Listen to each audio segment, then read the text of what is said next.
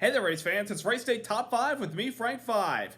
It's big, it's bad, it's fast, and it can sure get wild. That's what Talladega is all about in Sweet Home, Alabama. And yesterday we saw a phenomenal battle all day long with all the competitors side by side, 2 wide, 3 wide.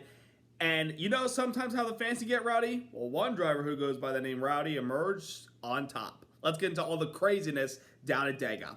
Number 1, Kyle Busch with his second win of 2023, emerging victorious in the Geico 500 at Talladega Superspeedway yesterday. I can't believe it. Kyle Busch victorious at a superspeedway. It's been quite a while, but he was able to emerge victorious as the race ended under caution with an incident that happened behind him on the last lap. He ended up winning the race over Ryan Blaney, Chris Buescher, Chase Briscoe, and Brad Keselowski. It's been 15 years since Kyle Busch won a superspeedway, folks. 15 years. I mean, and here's the thing. The first time he won a superspeedway in the Cup Series, it was his first year with a new team, Joe Gibbs Racing, because remember, he started his career at Hendrick Motorsports. He joined Joe Gibbs in 2008. He got a win at Talladega in the spring race, which was the last time he won here in the spring. And then he won the night race at Daytona that year in a photo finish, beating out Carl Edwards the moment the caution came out. And this time, he's, after 15 years of coming close or running into problems that may or may have not been his own doing, Kyle Busch is able to emerge victorious on a superspeedway yet again. His second win of the season, second win with his tenure with Richard Childress Racing. Kind of surprised that Kyle Busch was able to win because, again, it's been a while since he won a superspeedway, but we really didn't talk too much about him yesterday. He was just kind of hanging out there. He was in the top 15, sometimes in the top 10, mostly around there for the most of the day, and really wasn't able to pull lane up to the front. He tried a few times, but it never worked, so he had to settle back in line at one point. But he was at the right place at the right time. I mean, he even admitted it at the end of the race. He kind of was lucky to win that race. But what happened was, at the end of the race, the two leaders, which we're going to get into that in a second, tangled on the last lap in turn 1, and that sent the car around into the pack, and Kyle Busch was able to dodge it and emerge victorious for his second win of the season. And they really needed this, because when Kyle Busch joined RCR, I felt like he was going to boost the team up and get them into championship contention. When he won race 2 of the season at Fontana, after almost winning the Daytona 500, I figured, oh boy, Kyle Busch of old is back, and he's going to be winning and running well and up front and battling for top 5s and top 10s. But after the Fontana win, things kind of seemed to slim down a little bit for him and the team. They weren't running terrible, but they weren't running like I thought they would after they won that race at Fontana. In Vegas, they ran okay, but they weren't great. They were not the best at Phoenix. They weren't the best at Atlanta. They weren't the best at Coda, even though he's a pretty good road course racer. He wasn't that good at Richmond, which shocked me because I know how good of a race car driver he is at that track. Now, Dirt Bristol, he ran well, but he didn't get the finish for it. And then last weekend, he was just kind of a no-show at Martinsville, which sometimes he runs well there at times, and he's won there a few times. But this weekend, he was able to be there at the right time and get his second win of the season and jump back into the championship conversation. By the way, we have 3 multi-winners this season, 3 drivers that have won at least more than one race. And they're all bow tie drivers. Kyle Larson, William Byron, and now Kyle Busch. So Kyle Busch is definitely a championship contender and someone to watch out for come September. And when we come back here in the fall, will be someone to look out for. But this win gets them back on track, and I think they're going to start to get this win and carry the momentum going on in these next few races as the summer begins to roll around. But a great win for Kyle Busch and the A team yesterday. By the way, they were almost close to running out of gas because there were some drivers at the very end of the race that took a gamble to stay out because we had a caution with about 48 laps to go and we felt like they could make it the rest of the way. But then we had another caution. I'm like, if we go into overtime, some of these guys could be in trouble. But Kyle Busch and the A team, despite saying I'm going to run out of gas, I got to come in, and they said, too late, you passed the pit entrance, he was able to make it on fuel and he was able to be at the right place at the right time again for the victory. So big congrats to Kyle Busch and the A team on that performance yesterday. Number 2, best friends battling hard and tangle at the very end of the race. I'm talking about Ryan Blaney and Bubba Wallace. 2 of the fastest race cars yesterday. The fastest Ford, the 12 car. That car was unstoppable yesterday. Well, I mean, he was one of the better drivers of the Ford camp. There were a few others, but he was the best of them all. He could pull a pack, even with a guy bump drafting him from behind. He was battling it out and just had great speed yesterday. But the 23 Bubba Wallace, also a very fast race car. But when somebody got to that back bumper and tried to bump draft him, that 23 car got a little bit edgy and out of control and almost looked like it was about to spin. And I was grabbing my heart thinking, oh no, there comes the big one. But thankfully, he wasn't able to lose control of the race car. Those two ran side by side and battled it out all day long, too. Very, very, very good friends. Really, best friends. Had a chance to pull through and get the victory yesterday until the last lap when they were battling for the lead, going off into turn number 1. Blaney was bump drafting the 23 above the walls and then started to make moves in turn 1 to try to get by him. But Bubba kept blocking him more than once, and obviously it sent the 23 car around into the pack, and it collected drivers like Martin Truex Jr., Austin Cindric, AJ Allmendinger, and Todd Gilliland. Blaney, however, was able to emerge from that incident and come home with a second place finish, which, kind of sucks for him to fall short considering how strong the car was and knowing he was capable of getting his third win at this track, but nonetheless a great result for the 12 team. Bubba, on the other hand, was pretty frustrated about coming up short. I don't think he was upset with Blaney. He said, Blaney did nothing wrong there. That was me trying to block, and, he was a little too aggressive on the last lap. I mean, Blaney and Bubba, obviously, they're on good terms with one another, but Blaney did make the comment at the end of the day saying he can't really block that many times. He blocked he made 3 maneuvers trying to block that 12 car on the last lap, and that never was going to work out, and it was going to be a wreck and happen, and unfortunately it did. So what we have is we have 2 good friends that were battling it out, and one of them could have gone to victory lane, but instead one of them came up second and one of them came home with the steering wheel. So it's unfortunate, especially when you have guys that are really close to one another having to race hard, and unfortunately some of them have tangled. I mean, it's happened before to Ryan Blaney when his other buddy of his, Chase Elliott, they tangled on the last lap of the Clash in Daytona in 2021. The 9 sent it in deep, the 12 car got spun around, and ultimately, neither of them won the race. Blaney ended up wrecking, Elliott finishing second to Kyle Busch. This stuff happens. When good friends race one another, there's going to probably be a little too many over-aggressive moves, and maybe someone could be ended up on a wrecker or spun around in the middle of the pack. It's going to happen, and that's what happened with the 2 best friends yesterday at the very end of the race. But for the most part, I think they are still going to be on good terms regardless of what happened yesterday. But obviously, it was just guys going for the win yesterday. Number 3, chaos on the first overtime. So we had a caution late in the race with about 5 laps to go. And when we restarted the race, we were past the regulation point of the race, lap 188. So we went into extra laps, we call overtime.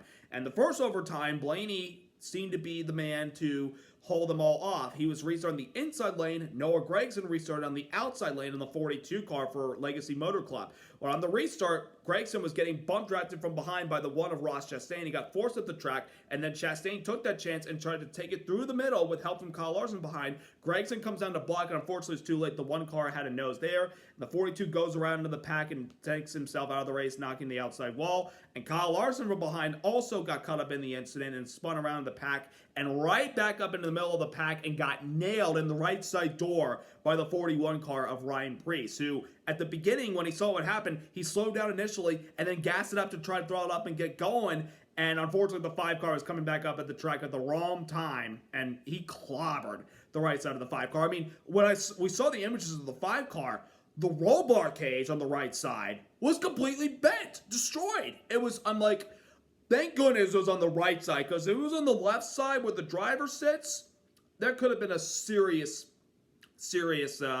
injury possibly. But thankfully, no one was hurt, even though the impact that Preece had hitting the 5 car at the very end of the race, it kind of jerked his head forward and back a little bit. But for the most part, he was fine when he came out of the medical center after the race was over. But a lot of people on the social media are going after the one at Chastain for sticking a nose in there and trying to make a move late in the race, being a little too over-aggressive and causing an incident. Well, when it comes to superspeedway, inside that helmet, it's basically all the driver. They don't care about anybody else around them unless if you have someone helping you from behind.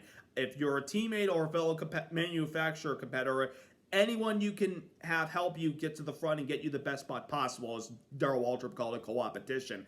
But at the very end, there are some drivers that had a chance at a good run or a chance at a win and ultimately ended up on the record because there were guys making moves in the very end of the race in overtime. That's what you're going to get, though, at superspeedway racing. It's how it goes.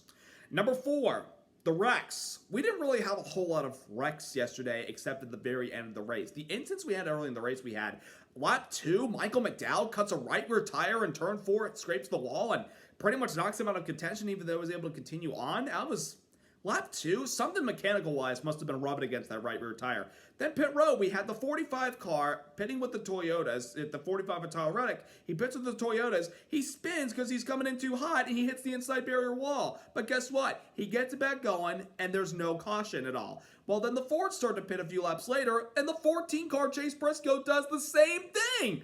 He hits the wall. Oh, no, he spins, actually. He didn't hit the wall. He just spun. But he was stuck on pit road because the tires were flat and the car was on the splitter on the ground.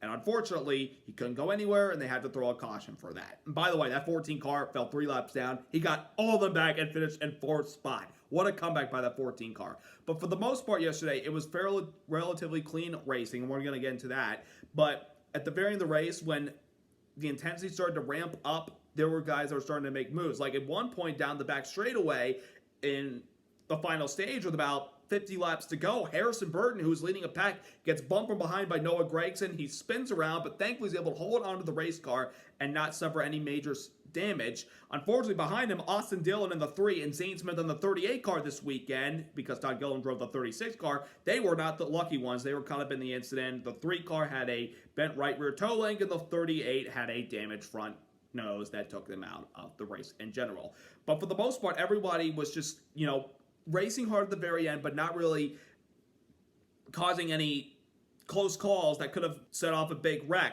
Until with 5 laps to go, when Joey Logano got kicked to the outside lane in turns 1 and 2, and then coming off of turn 2 gets bumped from behind by Corey LaJoie at the wrong time, because you really can't bump a guy that hard, especially when you're coming out the corner.